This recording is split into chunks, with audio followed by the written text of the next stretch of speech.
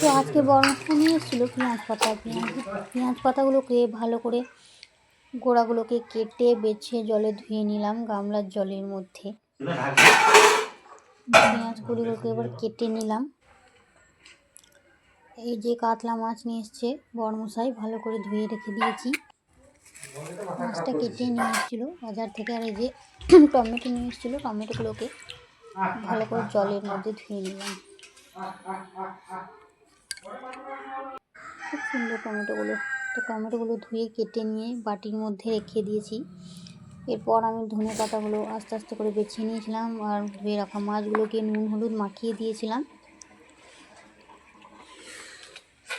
একটা কড়াই গরম হয়ে গিয়েছিলো, আস্তে আস্তে করে মাছগুলোকে দিয়ে দিচ্ছিলাম।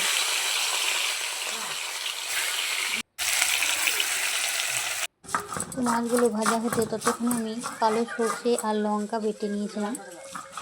পেঁয়াজ দিইনি, যেহেতু পেঁয়াজ পাতা ছিল তাই। আস্তে আস্তে করে আমি সর্ষেগুলোকে বেটে নিচ্ছি। শিলনোড়ায় মশলা বাটা টেস্ট হয় বন্ধুরা। তো মশলা বাটা আমার রেডি, সর্ষে বাটা।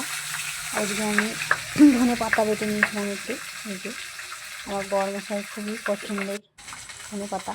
মাছগুলোকে আমি লাল লাল করে ভেজে নিয়েছি। এদিকে আবারও কড়াইয়ের মধ্যে দিয়ে দিয়েছিলাম তেল। তারপরে পেঁয়াজ পাতাগুলো একটু হালকা করে ভেজে নেব।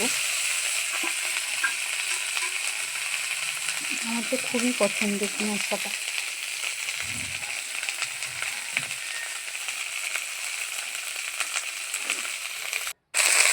তো পেঁয়াজ পাতাগুলো হালকা ভেজে নিয়েছিলাম।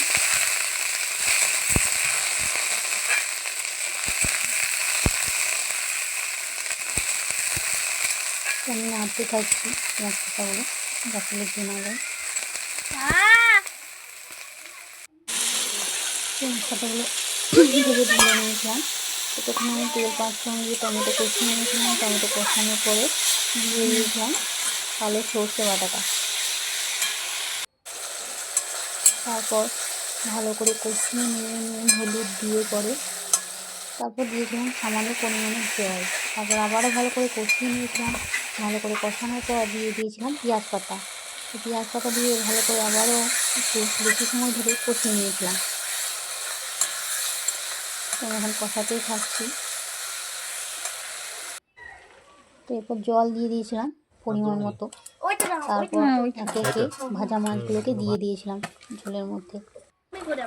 এরপর এই যে ঝোল ফুটে উঠেছে। এই যে কাতলা মাছ এখন রেডি। আর খুন্তির মধ্যে উঠছিল না মাছগুলো।